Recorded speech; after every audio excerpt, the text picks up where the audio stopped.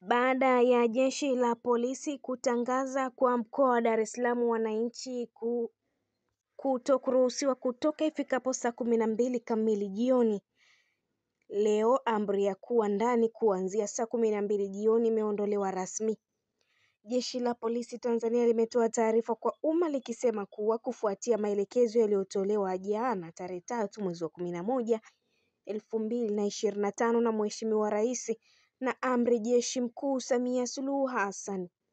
Amri iliyokuwa imetolewa na jeshi la polisi kwa wakazi wa jiji la Dar es Salaam ya kuwa majumbani kuanzia saa 12 jioni imeondolewa leo rasmi baada ya Mheshimiwa Rais kuruhusu sasa hali ya maisha kurejea kama kawaida.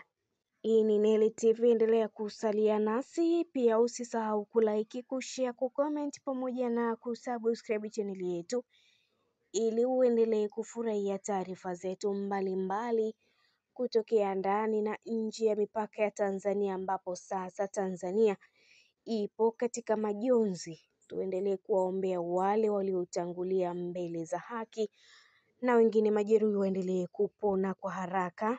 Mungu awafanyie siha njema wale wote waliokumbana na kazi mbalimbali tangu machafuko kuanza tarehe 29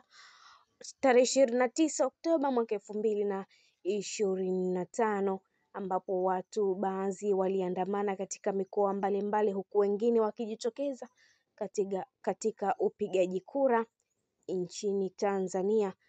Pia kukawa na sintofahamu nyingi pamoja na internet kufungiwa kwa muda wa takriban siku 5, na hivyo jana kila kitu kilianza kurejea katika hali yake ya kawaida.